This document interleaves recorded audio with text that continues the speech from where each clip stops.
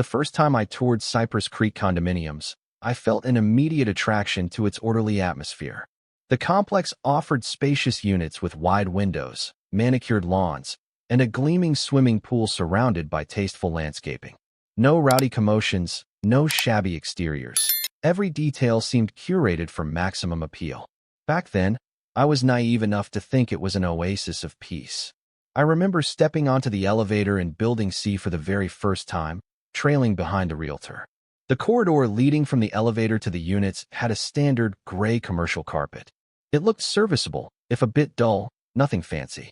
Everything's well maintained by the Homeowners Association, the realtor had boasted. We have an active board that ensures only the highest standards. He wasn't joking about that active board. I had no idea just how intrusive one middle-aged woman on that board could be, a woman named Bernice Arnold, better known by her self-imposed nickname, Karen. Karen was the one who ultimately changed everything, insisting on a new color scheme and modern refurbishments in every shared hallway. A pristine white carpet would, in her mind, convey luxury. Yet Karen's vision nearly destroyed the harmony of our building, until a rather bold response turned the narrative upside down. When I first moved in, I met Karen under fairly standard circumstances. She perched by the front desk in the lobby, meticulously jotting notes on a clipboard. Tall and slim, with a helmet of carefully layered blonde hair, she wore a perpetually tight-lipped smile that made me slightly uneasy. I had just signed off on the condo purchase and was carrying a box of kitchenware to my unit. Her gaze flicked to my scuffed sneakers, and then to the corners of the box, as if verifying whether I was in compliance with some unwritten rule about neatness. "Good afternoon," she said briskly. "I'm Ms. Arnold, but do call me Karen. I'm on the HOA board. We're so pleased to have a new resident, Ms. Young. I hope you'll find everything to your liking." "Thank you," I replied, fumbling a bit from her intense stare. "It's been great so far." She nodded curtly. "We take pride in our community. If you ever need guidance on the regulations and standards, don't hesitate to contact me." Part of me thought she was simply being polite, but her tone contained that slight edge, an air of authority that left me feeling I was being sized up. Nonetheless, I tried to remain polite. After all, we'd be neighbors for the foreseeable future. Little did I know how intimately I would come to understand that guidance on the regulations and standards, and how far Karen would go in the name of maintaining her version of aesthetic perfection. Despite Karen's overbearing presence, life in Cypress Creek condominiums began pleasantly enough. I quickly met other residents in Building C.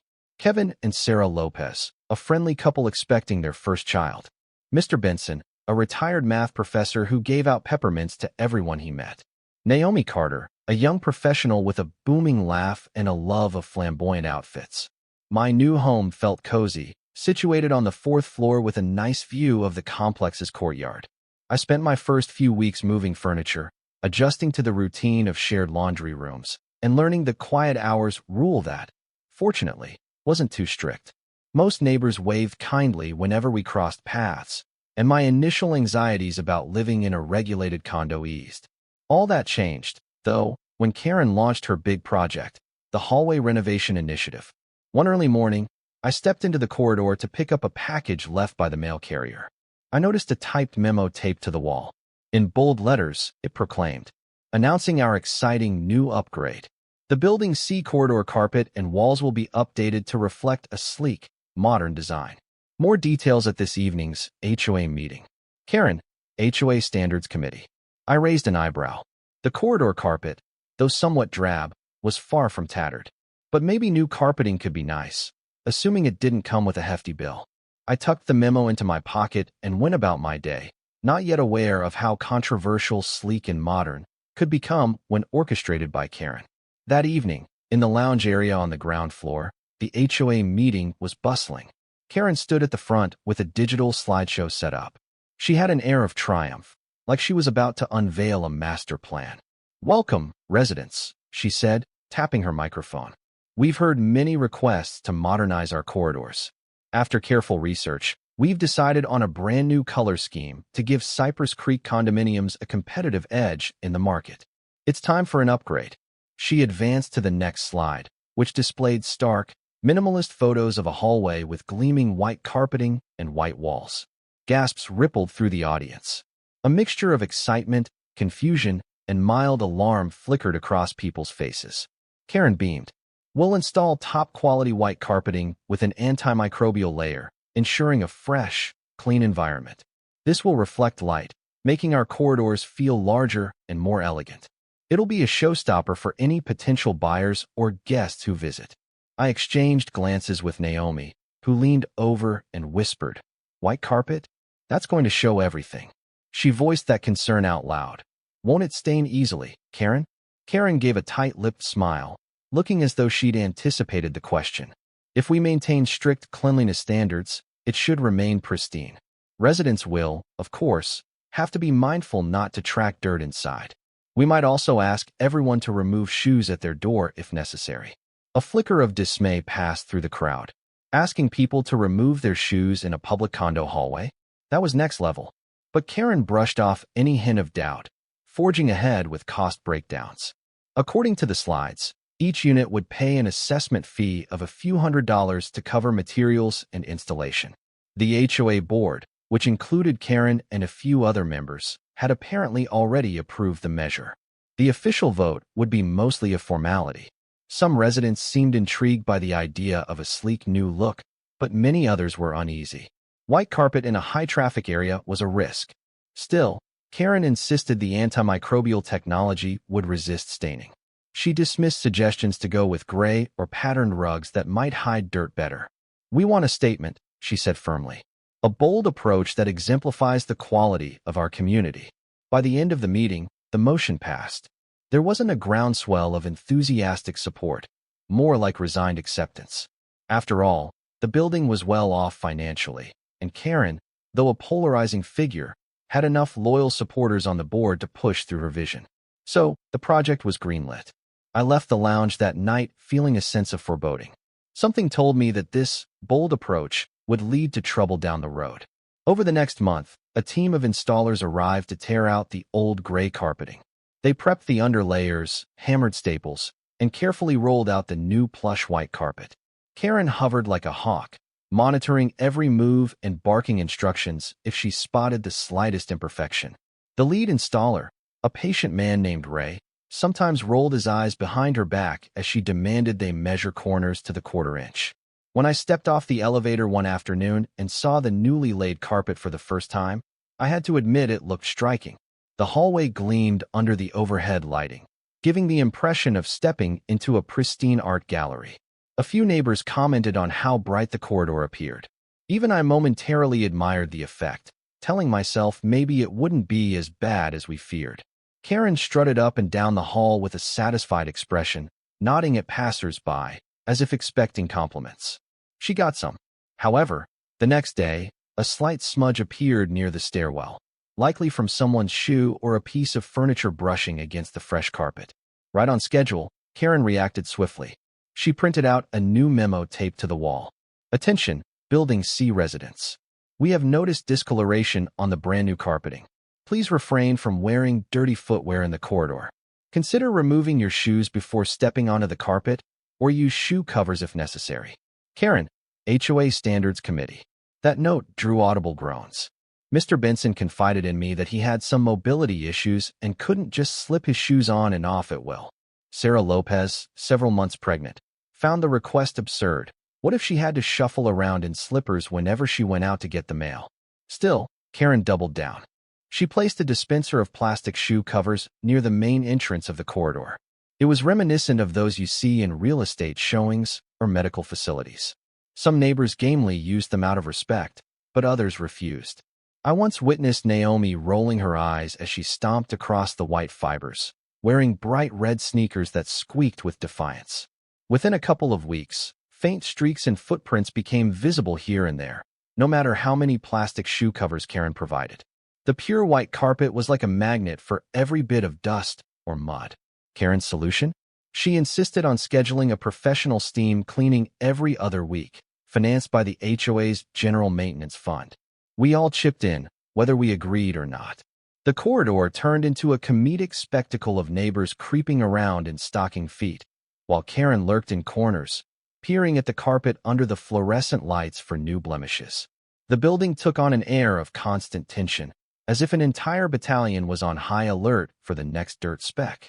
And it was only the beginning. I'll never forget the day the so-called Great Stain Crisis hit. It began innocently enough.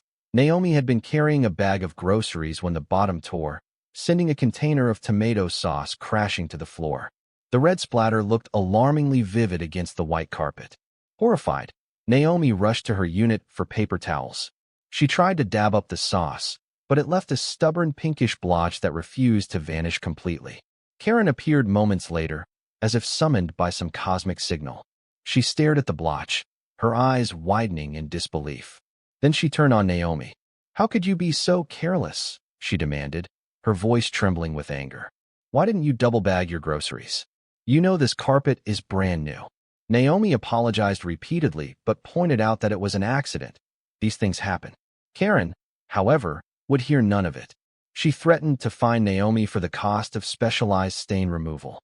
That evening, the corridor was buzzing with the story of how Karen had verbally attacked Naomi over a mishap anyone could have had.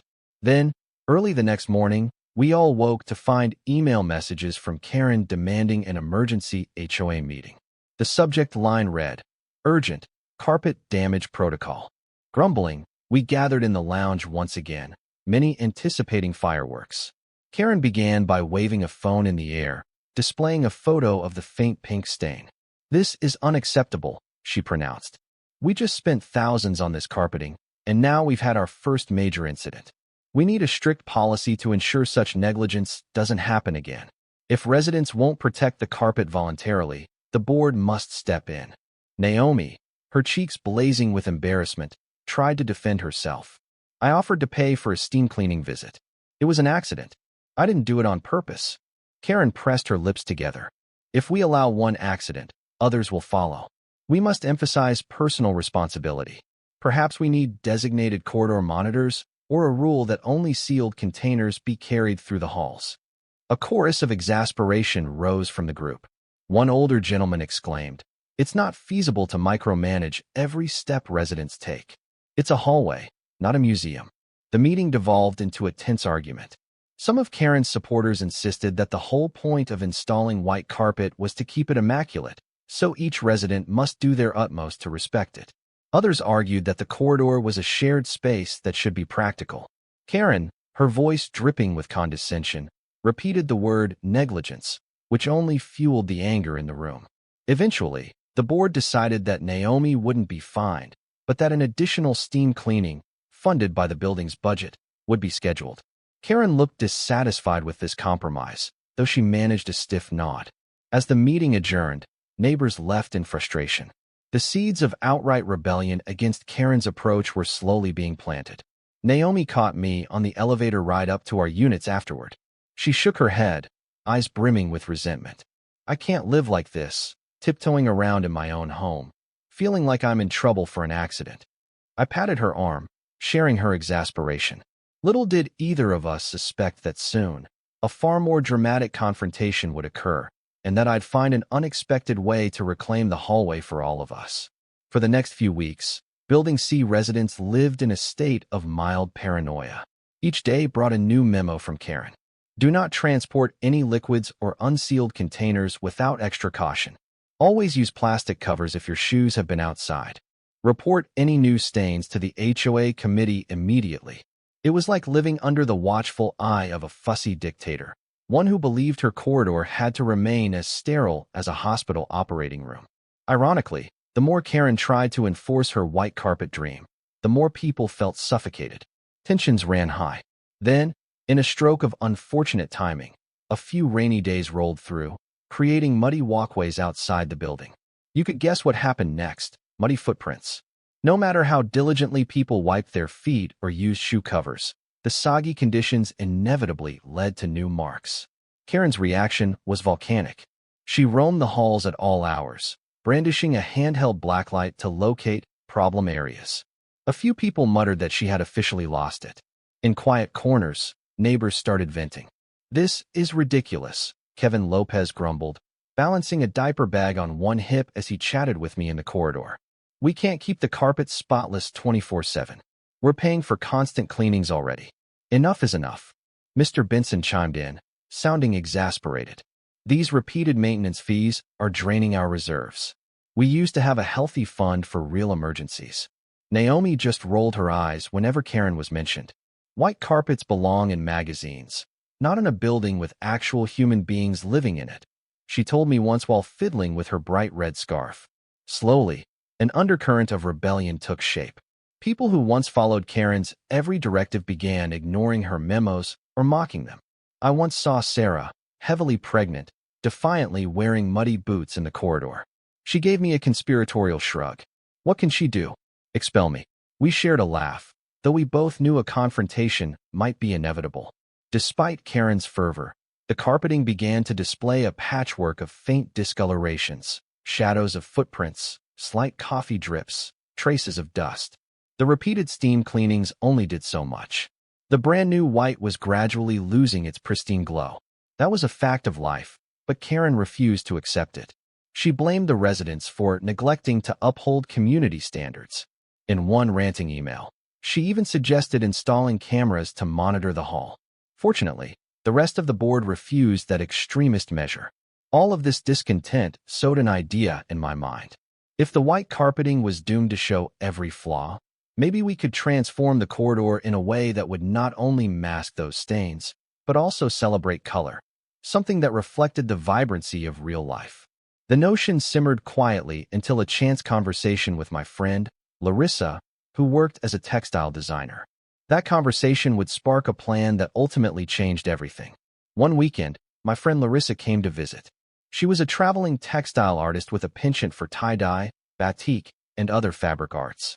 She'd spent time in India, Japan, and Peru, honing her craft and learning about traditional dyeing techniques.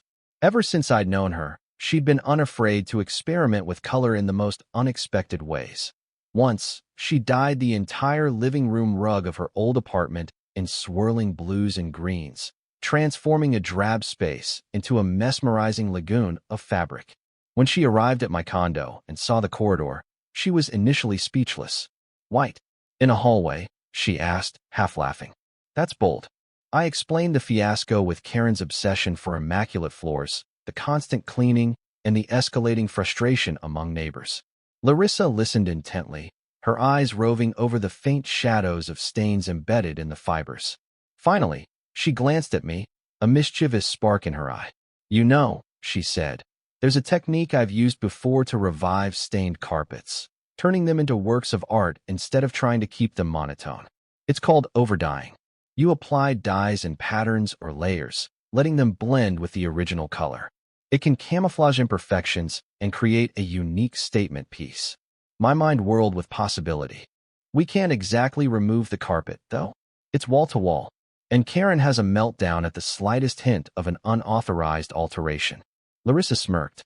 "There are ways to do it on-site if we're careful. You'd need the HOA's permission, or at least a majority of your neighbors on board. But if everyone's sick of the white, maybe they'd support a color transformation." The idea thrilled me. A bold, swirling pattern that not only hid the existing stains, but also showcased a kaleidoscope of color. It would stand for the building's diversity, a living tapestry of the real world rather than a magazine spread. Still, part of me balked at the thought of confronting Karen. She'd no doubt try to block any plan that deviated from her beloved white. But the more I envisioned it, the more determined I became. Maybe we'd had enough of tiptoeing around her illusions of perfection. Maybe the corridor could become a shared masterpiece that belonged to us all. I told Larissa, "Let me talk to the neighbors. We'll see if we can gather support for a corridor makeover." Larissa grinned. "Count me in if you decide to do it. I'll bring my portable tools and dyes.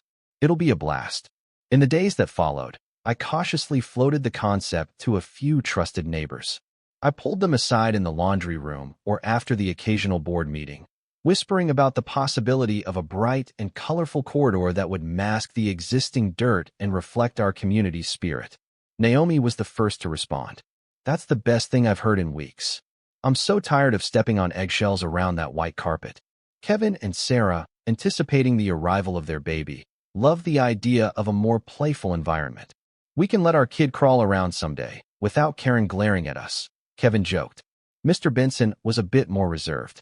"Will the patterns be too loud?" he asked. "I enjoy a bit of color, but I don't want it to be dizzying. I assured him we'd choose a design that was cohesive, not chaotic.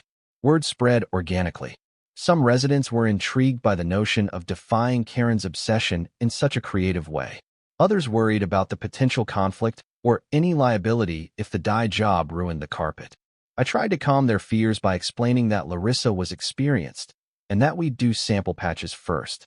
Finally, after about 2 weeks of low-key discussions, we had enough support to call for a special meeting. I submitted an official request to the HOA board, accompanied by a petition signed by more than half the building's residents. The petition read, "We, the undersigned residents of Building C, propose a professional over-dyeing of the existing white hallway carpet to a patterned, colorful design. This will reduce visible stains. It reflects the vibrant character of our community. It may reduce ongoing cleaning costs in the long run." The next step was to face the board. We all knew Karen would be there, prepared to defend her white carpet dream. But we hoped the voices of a majority might sway the board's decision. Or, at least, we hoped to force Karen to listen before dismissing us outright. When the evening of the special meeting arrived, a tension clouded the lounge. Karen sat at the head of the table, flanked by the other board members. She wore a pastel blazer and arranged her notes in neat stacks, exuding a sense of unshakable authority. I stood before them with trembling nerves, but a strong sense of purpose. "Thank you for convening this meeting," I began. "We have a proposal that aims to address the ongoing issue of the white carpet's susceptibility to stains. We'd like to bring in a textile dye artist to transform our corridor into a more practical and more creative space." Karen's lips thinned, as if she tasted something bitter. "Transform the carpet?" she repeated.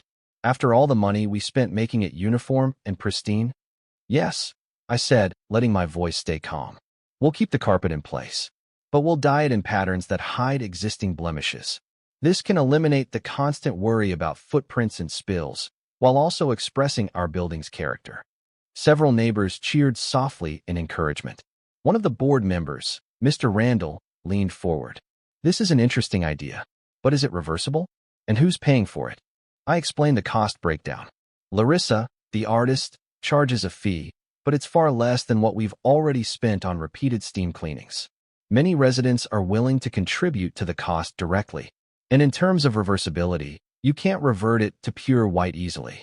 But the end result would be that we have a vibrant, durable finish less prone to showing dirt." Karen interjected, her voice taut with anger. "This is an outrageous misuse of our resources. We intentionally installed white carpeting to elevate our aesthetic. Dyeing it in random colors would be garish, completely at odds with the complex's brand." "Actually," Naomi piped up, "we never agreed to a strictly white aesthetic. That was your preference, Karen. And now the majority of residents have shown they're dissatisfied with how it's playing out." Karen shot Naomi a glare. "I represent the best interests of this condo. Turning our corridor into a kaleidoscope is not an improvement. It's a carnival trick." A wave of murmurs spread through the room. But I pressed on. "We have a petition signed by over half the building's occupants. We believe a well-executed, tasteful design can still look upscale and solve the problem of constant stains. At least hear us out." Another board member, Ms. Fields, asked for a show of hands from the residents in attendance. Nearly 3/4 raised their hands in favor of the dyeing project. Karen's face grew flushed. She turned to Ms. Fields, stammering, "But we can't simply disregard the original plan." Mr. Randall shrugged. "We need to accept the reality that the white carpet is a magnet for every footprint. If the majority wants to try an alternative, we should consider it." Seeing the momentum shift, Karen tried a final tactic. "We'll hold an official vote among the board," she snapped. "This can't just be decided by a mob." So they voted. Ms. Fields and Mr. Randall both voted yes. Another board member abstained. Karen voted no. That left the final board member, a mild-mannered accountant named Mr. Huang, to cast the tiebreaker. He paused, glancing around at the residents. Then he spoke softly. "I think we should allow the corridor to reflect what the majority wants." I vote yes. An uproar of cheers followed. Karen sank back in her chair, arms folded in defeat. I thanked the board, feeling a rush of relief. The corridor makeover was officially sanctioned, at least by the board's majority. I caught Karen's scowl as I stepped away. Her eyes burned with resentment, as though she was plotting her next move. But for the moment, we had permission to proceed. I turned my thoughts to Larissa, already imagining the swirl of colors that would soon grace our once sterile hallway. Shortly thereafter, Larissa arrived with a small team of assistants and an impressive array of dye solutions, brushes, and stencils. Over the course of a week, they worked mostly during daytime hours. Each morning, they'd tape off sections of the corridor, carefully preparing the carpet with a mild solution that primed the fibers to accept dye. Residents marveled at the transformation in progress. Gone were the days of stepping gingerly across whiteness. Now we had plastic sheets lining the walkways, a hint of lively color peeking out whenever the team peeled back a protective layer. Karen, of course, hovered at the sidelines, eyes narrowed, lips pursed. She glared at Larissa, who breezed past with bowls of pigment, smiling politely but ignoring Karen's silent hostility. Several times Karen muttered about violations or breach of original guidelines, but with the board's official go-ahead, she had little power to interfere. As day by day progressed, the corridor evolved into something extraordinary. Larissa chose a palette of teal, warm terracotta, and gold, blending them in organic shapes reminiscent of sea currents and desert dunes. Swirls of color intersected around doorways, with gentle gradients that disguised the old stains. In certain sections, subtle stenciled motifs added interest without overwhelming the eye. The final effect was cohesive yet vibrant, an artistic tapestry that brought the hallway to life. During the unveiling, neighbors walked slowly, gazing in awe at the metamorphosis. Kevin exclaimed, "It feels like stepping into a piece of art." Sarah, cradling her newborn baby, teared up, calling the corridor a breath of fresh air. Even Mr. Benson, who'd worried about being dizzy, admitted he loved the warmth of the colors.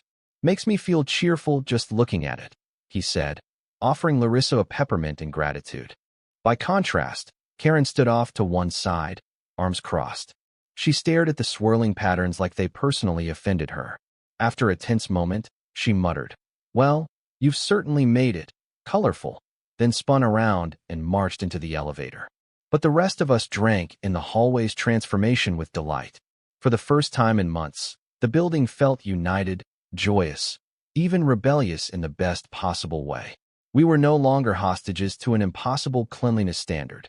If a new stain or scuff appeared, it blended seamlessly into the tapestry, or at worst, could be touched up with another dab of color. We had liberated ourselves from the tyranny of white. Of course, Karen wouldn't let the project end quietly. A week after the dyeing was complete, she called for an inspection of the corridor. She walked around with a notepad, scribbling furiously about irregularities and potential code violations. When I asked her what she was doing, she replied in a clipped tone, "I'm gathering evidence to show the board how this so-called art project has ruined the uniformity of our building's design." Her next step was to file a formal complaint at the next HOA meeting, accusing me, Larissa, and the supporting neighbors of willful destruction of HOA property. She pointed to the HOA bylaws, which stated that any major changes to common areas required board approval, which we had, and that modifications must be in keeping with the condominium's established aesthetic. Her argument was that bright, patterned carpet was not in keeping with the original plan, but she faced a board that was well aware the majority had approved the overdying. Mr. Huang, Ms. Fields, and Mr. Randall saw Karen's complaint as little more than sour grapes. When she presented photos of the corridor, Ms. Fields remarked, "I think it looks wonderful. I've received numerous compliments from both residents and potential buyers visiting the building." Karen's voice tightened. "They might compliment it now, but what if future owners want a minimalist look?" Mr. Randall sighed. "We can't constantly fear a hypothetical. Right now, people are happy. We're saving money on constant cleanings. There's no tangible harm done. The building's aesthetic can evolve with the residents' wishes." The board voted to dismiss Karen's complaint. Furious, she stormed out of the meeting. Some said she threatened to resign from her position on the Standards Committee. Days later, we received an email from the HOA president, confirming that Karen had, indeed, stepped down from that role. She remained on the board in a lesser capacity, but no longer had direct authority over the corridor's design or upkeep. A collective sigh of relief swept through the building. With Karen relegated to the sidelines, the conflict lost its main antagonist. We learned from the past months that while HOAs can protect property values and keep a community organized, they can also become tools of oppression if placed in the wrong hands. Our building had narrowly avoided that fate by rallying together in the name of practicality, artistry, and everyday joy. Months passed, and the dyed carpet aged gracefully. Sure, it accumulated the usual wear and tear, but any scuffs or spills simply blended into the pattern or got a quick dab of color from Larissa's leftover dyes. The corridor remained lively and cheerful, a daily reminder that our community chose creativity over perfectionism. The general atmosphere in Building C improved as well. Neighbors who once hid behind closed doors started chatting more openly, comfortable in a space that reflected their collective personality. Even the board meetings grew more constructive, focusing on genuine building needs rather than superficial mandates. And Karen? She kept a low profile. Occasionally, I'd spot her stepping off the elevator, walking gingerly over the swirling colors, a look of residual disapproval on her face. But she no longer posted combative memos or policed our footwear. Her final dream of a pure white corridor lay in tatters, a testament to the futility of imposing an unrealistic aesthetic in a living, breathing community. One afternoon, as I was returning from grocery shopping, I saw Karen standing in front of the corridor's largest swirl of color. Something about her posture was subdued. She glanced at me, then at the bright shape on the floor. For a heartbeat, I thought she might say something resentful. Instead, she pursed her lips, sighed lightly, and walked away. Perhaps she'd finally accepted the new reality. A few weeks later, Ms. Fields from the board confirmed that all future corridor flooring decisions would involve more thorough discussions with residents, not just the vision of a single board member. The once infamous white carpet fiasco had become a cautionary tale for the entire HOA. As for me, I savored the sense of victory whenever I came home from work and walked down that vibrant hallway. Each curve of dyed fabric told a story of creativity triumphing over control. Neighbors waved and smiled. Children skittered by with soccer balls, and life thrived. No one worried about tiptoeing. We were free, and the corridor was ours. Time marched on. The baby Kevin and Sarah had looked forward to arrived. A chubby boy named Leo, who took his first wobbly steps on our dyed carpet, delighting the neighbors. Naomi continued rocking her flamboyant outfits, proudly matching her neon sneakers to whichever hue in the corridor caught her fancy that day. Mr. Benson remained spry, giving out peppermints to visitors, occasionally pausing to run his fingers across the swirling patterns and exclaim, "You just don't see this sort of thing anywhere else." Larissa returned a few times to maintain the design, refreshing certain spots and adding subtle new stencils and corners. It felt like the corridor was a living artwork, evolving alongside us. Even the building's official marketing material began to feature photos of the corridor, championing it as a unique highlight. Potential buyers found the artistry appealing, a testament to the building's dynamic spirit. Over time, Karen stopped complaining about the hallway altogether. She seemed to redirect her energies to smaller-scale projects, overseeing the arrangement of the lobby's potted plants or revising the community bulletin board format. Maybe it was her way of retaining some sense of order, or maybe she'd realized that picking fights over the carpet was futile. All in all, we discovered that a community thrives on compromise and shared vision. We also learned that if a single voice becomes too domineering, especially one obsessed with an unworkable ideal, it takes collective resolve to stand up for what's genuinely beneficial. And sometimes, the result can be even more beautiful than anyone ever imagined. To this day, whenever I come home, I trace my steps along the swirling colors, remembering the thrill of standing up to an impossible standard and embracing the bright, messy reality of communal living. The once immaculate white corridor has blossomed into a joyous statement of creativity and unity, and even if Karen loathes it, the rest of us can't help but love it.